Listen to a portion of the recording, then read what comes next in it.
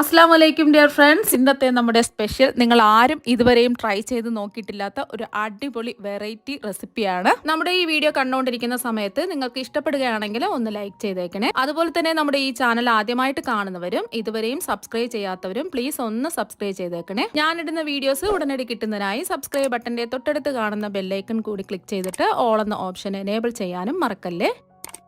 ആദ്യം തന്നെ ചൂടായി കിടക്കുന്ന ഒരു പാനിലേക്ക് 1 ടീസ്പൂൺ നെയ്യ് ഒഴിച്ചു കൊടുക്കാം. 1-2 ടീസ്പൂൺ നെയ്യ് ഒഴിച്ചു കൊടുക്കാവുന്നതാണ്. നെയ്യൊന്ന് ചൂടാവട്ടെ. മീഡിയം ഫ്ലെയിം വെച്ച് കൊടുക്കാം. ചൂടായി കിടക്കുന്ന നെയ്യിലേക്ക് അവിലിട്ട് കൊടുക്കാം. ഇതുപോലത്തെ ചുമന്ന അവിലാണ് എടുത്തിട്ടുള്ളത്. വെള്ള അവിൽ എടുക്കരുത്. ഇതുപോലെ ചുമന്ന അവിൽ എടുക്കാം. കട്ടിയുള്ളതോ കട്ടിയില്ലാത്തതോ ഏത് അവിൽ വേണമെങ്കിലും എടുക്കാവുന്നതാണ്. ഇപ്പോൾ ഒരു 3 കപ്പ് അവിലാണ് ഇട്ട് കൊടുത്തിട്ടുള്ളത്. നിങ്ങൾക്ക് എത്രയാണോ വേണ്ടത് അതിനനുസരിച്ചിട്ട് അവില് റോസ്റ്റ് ചെയ്തെടുക്കാം. 250 ml കപ്പിന് 3 കപ്പ് അവിലിട്ട് കൊടുത്തു. ഇനി മീഡിയം ഫ്ലെയിമിൽ വെച്ചിട്ട് ഈ അവിലൊന്ന് റോസ്റ്റ് ചെയ്തെടുക്കാം.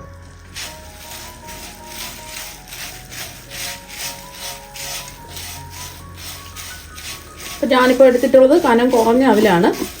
അപ്പോൾ നമ്മളിത് റോസ്റ്റ് ചെയ്ത് വരുമ്പോൾ കുറച്ചും കൂടെ ഒന്ന് കട്ടിയാവും. അപ്പോൾ കട്ടിയുള്ള അവിലൊക്കെ ആണെന്നുണ്ടെങ്കിൽ ജസ്റ്റ് ഒന്ന് റോസ്റ്റ് ചെയ്തെടുത്താൽ മതി. നിങ്ങൾ നെയ്യ് കഴിക്കാത്തവരാണെന്നുണ്ടെങ്കിൽ പാനിലിട്ട് ജസ്റ്റ് ഒന്ന് റോസ്റ്റ് ചെയ്തെടുത്താൽ മതി. നെയ്യിൽ ചെയ്തിട്ടെടുക്കുമ്പോൾ കുറച്ചും കൂടെ ടേസ്റ്റും നല്ലൊരു മണമൊക്കെ ഉണ്ടാവും. അപ്പോൾ നല്ലതുപോലെ ഒന്ന് റോസ്റ്റായി കിട്ടിയിട്ടുണ്ട്. 1-1.5 മിനിറ്റൊക്കെ എടുക്കുള്ളൂ. നമ്മൾ പിടിച്ച് നോക്കുന്ന സമയത്ത് ഇതുപോലെ പൊടിഞ്ഞു വരണം. ഇനി ഫ്ലെയിം ഓഫാക്കിയിട്ട് ഒരു പാത്രത്തിലേക്ക് ഈ അവിൽ മാറ്റാം. ഇനി അടുത്തതായിട്ട് വേണ്ടത് ചെറിയ ഉള്ളിയാണ്. ഞാനിപ്പോൾ കുറച്ച് വലുപ്പമുള്ള ചെറിയ ഉള്ളിയാണ് എടുത്തിട്ടുള്ളത്. ഒരു 15 എണ്ണം എടുത്തിട്ടുണ്ട്. ചെറിയ കുഞ്ഞുള്ളിയാണെന്നുണ്ടെങ്കിൽ 20 എണ്ണം എടുക്കുക. അപ്പോൾ അതിൻ്റെ തൊലിയൊക്കെ മാറ്റി എടുത്തിട്ടുണ്ട്. ഇനി ചെറിയ കഷ്ണങ്ങളായിട്ടൊന്ന് കട്ട് ചെയ്തെടുക്കുക, അല്ലെങ്കിൽ ഇടികല്ല് വെച്ചിട്ട് ചതച്ചെടുക്കുകയോ ചെയ്യാം. അപ്പോൾ അതും അല്ലെന്നുണ്ടെങ്കിൽ മിക്സിയിൽ ചെറിയ ജാറിലിട്ടിട്ട് ജസ്റ്റ് ഒന്ന് ചതച്ചെടുത്താൽ മതി. ഇപ്പോൾ ഉള്ളി ചതച്ചാണ് എടുത്തിട്ടുള്ളത്. ഇടികല്ല് വെച്ചിട്ട് ഇതുപോലെ ഒന്ന് ചതച്ചാണ് എടുത്തിട്ടുള്ളത്. ഈ ഒരു രീതിക്ക് ചതച്ചിട്ടെടുക്കുക. ഇനി ചതച്ചെടുത്ത ഉള്ളിലേക്ക് 1/2 കപ്പ് പൊടിച്ച ശർക്കര ചേർത്ത് കൊടുക്കാം. ഞാനിപ്പോൾ കല്ലും മണ്ണും അഴുക്കൊന്നും ഇല്ലാത്ത ഓർഗാനിക് ശർക്കരയാണ് എടുത്തിട്ടുള്ളത്. അപ്പോൾ നിങ്ങൾ എടുക്കുന്ന ശർക്കരയിൽ കല്ലും മണ്ണും അഴുക്കൊക്കെ ഉണ്ടെന്നുണ്ടെങ്കിൽ ജസ്റ്റ് കുറച്ച് വെള്ളത്തിൽ ഒന്ന് ഉരുക്കി എടുത്തിട്ട് അരിച്ച് ചൂട് മാറിയിട്ട് ഒഴിച്ചു കൊടുക്കാം. 150 ml കപ്പിന് 1/2 കപ്പ് ശർക്കരയാണ് എടുത്തിട്ടുള്ളത്. ഇതിലേക്ക് ഇഞ്ചി നീരും കൂടെ ചേർത്ത് കൊടുക്കാം. ഒരു 2 ടേബിൾ സ്പൂൺ ഇഞ്ചി നീരാണ് ചേർത്ത് കൊടുക്കുന്നത്. അത്യാവശ്യം കുറച്ച് വലുപ്പമുള്ള ഇഞ്ചി എടുത്തിട്ട് ഇടികല്ല് വെച്ചിട്ട് നല്ലതുപോലെ ചതച്ചിട്ട് ഇടിച്ച് പിഴിഞ്ഞ് എടുത്തിട്ടുള്ള ഇഞ്ചി നീരാണ്. നിങ്ങൾക്ക് വേണമെന്നുണ്ടെങ്കിൽ ചെറിയ കഷ്ണങ്ങളായിട്ട് ഇട്ടിട്ട് മിക്സിയിൽ ചെറിയ ജാറിലിട്ടിട്ട് ജസ്റ്റ് ഒന്ന് അടിച്ചിട്ട് പിഴിഞ്ഞെടുത്താലും മതി. ഇനി ഇത് കൈ വെച്ചിട്ട് നന്നായിട്ടൊന്ന് മിക്സ് ചെയ്തെടുക്കാം. ആ ഉള്ളിയും ശർക്കരയും ഇഞ്ചി നീരും എല്ലാം കൂടിയിട്ട് നല്ലോണം ഒന്ന് മിക്സ് ചെയ്യാം. ഇതുപോലെ കൈ വെച്ചിട്ട് നല്ലോണം ഞെരടി മിക്സ് ചെയ്തെടുക്കുകയോ അല്ലാന്നുണ്ടെങ്കിൽ ഇടികല്ല് വെച്ചിട്ട് ഇടിച്ച് മിക്സ് ചെയ്തെടുക്കുകയോ ചെയ്യാം. ഇപ്പോൾ നല്ലോണം മിക്സ് ചെയ്തെടുത്തിട്ടുണ്ട്. ഇതോടെ ഇരിക്കട്ടെ. ഇനി അടുത്തതായിട്ട് വേണ്ടത് ചെറുപഴമാണ്. ഞാനിപ്പോൾ പാളയംകുടം പഴമാണ് എടുത്തിട്ടുള്ളത്. നല്ല പഴുത്തിട്ടുള്ള പഴം നോക്കിയെടുക്കുക. വീട്ടിലൊക്കെ ഉപയോഗിച്ചിട്ട് ബാക്കി വരുന്ന പാളയംകുടം പഴമൊക്കെ കളയാറാണ് പതിവ്. അപ്പോൾ പാളയംകുടം പഴം എന്ന് പറയുന്നത് മൈസൂർ പഴമാണ്. അപ്പം നല്ല പഴുത്തിട്ടുള്ള 1 കിലോ പഴമാണ് എടുത്തിട്ടുള്ളത്. ഇതിൻ്റെ കൂടെ തന്നെ നമ്മൾ 1/2 കിലോ ഞാലിപ്പൂവും പഴവും കൂടെ എടുക്കുന്നുണ്ട്. അപ്പോൾ നിങ്ങൾക്ക് വേണമെന്നുണ്ടെങ്കിൽ പാളയംകുടം പഴം മാത്രമായിട്ട് ഇതിൽ ചെയ്തിട്ടെടുക്കാം. രണ്ടും കൂടെ മിക്സ് ചെയ്തിട്ട് ചെയ്യുമ്പോഴാണ് കുറച്ചും കൂടെ ടേസ്റ്റ് കൂടുതൽ കിട്ടുന്നത്. 1/2 കിലോ ഞാലിപ്പൂവും പഴം നല്ല പഴുത്തിട്ടുള്ള പഴം നോക്കി എടുക്കാം. ഇനി ഇതിൻ്റെ തൊലിയെല്ലാം മാറ്റി ഒരു ബൗളിലേക്ക് ഇട്ട് കൊടുക്കാം.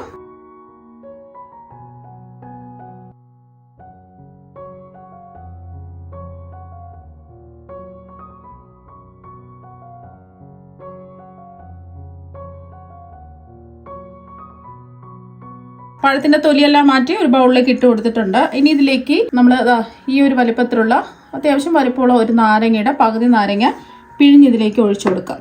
1 ടേബിൾ സ്പൂൺ നാരങ്ങ നീരാണ് എടുത്തിട്ടുള്ളത്. ഈ പഴത്തിന്റെ കളർ മാറാതിരിക്കാൻ വേണ്ടിയിട്ടാണ് നമ്മൾ നാരങ്ങ നീര് ഇതിലേക്ക് ചേർത്ത് കൊടുക്കുന്നത്. ഇനി ഇതിലേക്ക് മധുരത്തിന് ആവശ്യമായിട്ടുള്ള പഞ്ചസാര ചേർത്ത് കൊടുക്കാം. നമ്മൾ നേരത്തെ ഉള്ളി മിക്സ് ചെയ്തെടുത്തപ്പോൾ 1/2 കപ്പ് ശർക്കര ചേർത്തിട്ടുണ്ടായിരുന്നു. നിങ്ങൾക്ക് ഇത് ഫുള്ളായിട്ട് പഞ്ചസാരയിൽ വേണമെന്നുണ്ടെങ്കിൽ ചെയ്തിട്ടെടുക്കാം. കുറച്ചും കൂടെ ടേസ്റ്റ് കൂടുതൽ നൽകുന്നത് ഈ ശർക്കരയും പഞ്ചസാരയും ഒരുമിച്ച് മിക്സ് ആയി കിട്ടുമ്പോഴാണ്. അപ്പൊ നല്ല മധുരമുള്ള പഴം ആയതുകൊണ്ടാണ് ഞാനിപ്പോൾ 1/2 കപ്പ് പഞ്ചസാര എടുത്തിട്ടുള്ളത്. മധുരം കുറവുള്ള പഴമാണെന്നുണ്ടെങ്കിൽ കുറച്ചും കൂടെ പഞ്ചസാര ചേർത്ത് കൊടുക്കുക. ഒരു 1/4 കപ്പ് പഞ്ചസാര വരെയൊക്കെ ചേർത്ത് കൊടുക്കാം. ചിലർക്ക് മധുരം കുറച്ച് മതി, ചിലർക്ക് കുറച്ച് കൂടുതൽ വേണം. അപ്പോൾ ആ മധുരം നോക്കിയിട്ട് അതിനനുസരിച്ച് പഞ്ചസാര ചേർത്ത് കൊടുക്കാം. ഇനി ഇതുപോലെ ഒരു മാഷർ വെച്ചിട്ടോ അല്ലെങ്കിൽ കൈ കൊണ്ട് തന്നെ നമ്മൾ മിക്സ് ചെയ്തെടുക്കുന്നതായിരിക്കും കുറച്ചും കൂടെ നല്ലതും ടേസ്റ്റും കൂടുതൽ. ഇതുപോലത്തെ മാഷർ വെച്ചിട്ടാണ് ഞാനിപ്പോൾ മാഷ് ചെയ്തെടുക്കുകയാണ്. ഇതെല്ലാം ഒന്ന് ഉടച്ചെടുക്കാം. ഇതുപോലത്തെ മാഷർ വെച്ചിട്ട് നല്ലതുപോലെ ഒന്ന് ഉടച്ചെടുക്കാം. മിക്സിയിലൊന്നും വെച്ചടിക്കരുത്. ഇതുപോലെ തന്നെ ചെയ്തിട്ടെടുക്കാം. എന്നാൽ മാത്രമേ ഇതിനൊരു പ്രത്യേക ടേസ്റ്റ് ഉണ്ടാവുള്ളൂ. മിക്സിയിൽ വെച്ച് അടിക്കുകയാണെന്നുണ്ടെങ്കിൽ ആ ടേസ്റ്റേ മാറിപ്പോവും. പഴമൊക്കെ ഉടച്ചെടുത്തിട്ടുണ്ട്. കൈവച്ച് ഉടച്ചെടുക്കാൻ പറ്റുന്നുണ്ടെങ്കിൽ അങ്ങനെ ചെയ്തിട്ടെടുക്കാം. കൈ വെച്ചിട്ട് നമ്മൾ എന്ത് ചെയ്തിട്ടെടുക്കുമ്പോഴും നല്ലൊരു പ്രത്യേക ടേസ്റ്റാണ്. ഇതിലേക്ക് മധുരം ഒന്ന് ബാലൻസ് ചെയ്യാൻ വേണ്ടിയിട്ട് 2 നുള്ളുപ്പ് ചേർക്കാം. വീണ്ടും ഒന്ന് മിക്സ് ചെയ്യാം. ഇനി ഇതിൽ നമ്മൾ ഉള്ളിയും ശർക്കരയും ഇഞ്ചി നീരും കൂടെ മിക്സ് ചെയ്ത് വെച്ചില്ലേ, അതങ്ങ് ചേർത്ത് കൊടുക്കാം. ഇതെല്ലാം കൂടിയിട്ട് ഒന്ന് നന്നായിട്ട് മിക്സ് ചെയ്യാം. അപ്പോൾ നല്ലൊരു മണം വരുന്നുണ്ട്. അപ്പോൾ പഴമായിട്ട് നന്നായിട്ടൊന്ന് യോജിച്ച് കിട്ടണം. അപ്പോൾ നന്നായിട്ട് ഒന്ന് മിക്സ് ആക്കി എടുത്തിട്ടുണ്ട്. ഇനി ഇതിലേക്ക് ചേർത്ത് കൊടുക്കുന്നത് നല്ല കട്ടിയുള്ള കുറുകിയ തേങ്ങാപ്പാലാണ്. 250 ml കപ്പിന് 2 കപ്പ് നല്ല കുറുകിയ തേങ്ങാപ്പാലാണ് ഒഴിച്ചു കൊടുക്കുന്നത്. ഞാൻ അത്യാവശ്യം വലിപ്പമുള്ള ഒരു തേങ്ങ ചിരകി എടുത്തിട്ട് അതിൻ്റെ 1/4 പാല് മാത്രമേ എടുത്തിട്ടുള്ളൂ. 250 ml കപ്പിന് 3 കപ്പ് ചിരകിയ തേങ്ങ എടുത്തിട്ട് അതിൽ 2 കപ്പ് വെള്ളം ഒഴിച്ചിട്ട് നല്ലതുപോലെ ഒന്ന് അടിച്ചിട്ട് അരിച്ചെടുത്തിട്ടുള്ള തേങ്ങാപ്പാലാണ്. ഇതും കൂടെ ചേർത്ത് നന്നായിട്ടൊന്ന് മിക്സ് ചെയ്യാം.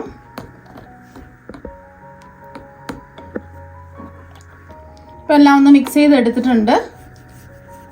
ഇനി ഇതിലേക്ക് നമ്മൾ പശുവിൻ പാലും കൂടെ ചേർത്ത് കൊടുക്കുന്നുണ്ട്. ഞാനിപ്പോൾ പാക്കറ്റ് പാലാണ് ഒഴിച്ചു കൊടുക്കുന്നത്. 250 ml കപ്പിന് 1 കപ്പ് പശുവിൻ പാലാണ് എടുത്തിട്ടുള്ളത്.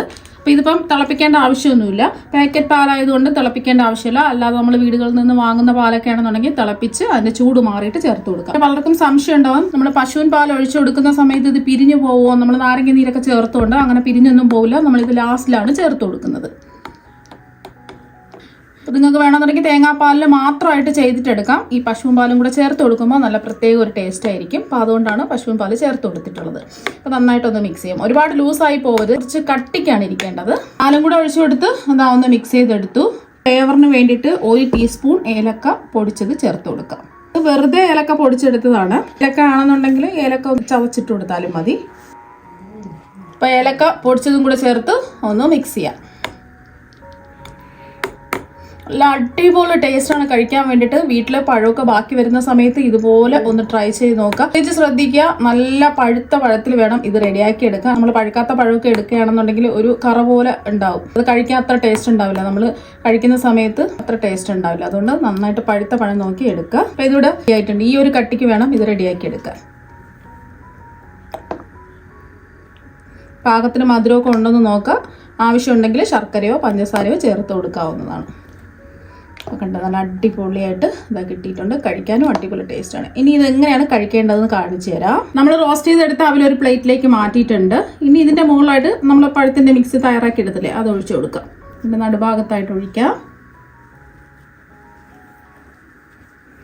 അപ്പോൾ നിങ്ങൾക്ക് എത്രയാണോ വേണ്ടത് അതിനനുസരിച്ച് വേണം എടുക്കാൻ. ഇതിൽ നിങ്ങൾക്ക് നട്ട്സ് വേണമെന്നുണ്ടെങ്കിൽ പൊടിച്ച് ഈ പഴത്തിന്റെ മിക്സിൽ ചേർത്ത് കൊടുക്കാം. ഇതുപോലെ പഴം നല്ല കുറുകി തന്നെ ഇരിക്കണം, ലൂസായി പോകാൻ പാടില്ല. ഈ ഒരു പാകത്തിൽ വേണം ഇത് റെഡിയാക്കി എടുക്കാൻ. ഞാൻ പറഞ്ഞ അളവുകളെല്ലാം കറക്റ്റായിട്ട് ചെയ്ത് നോക്കാം.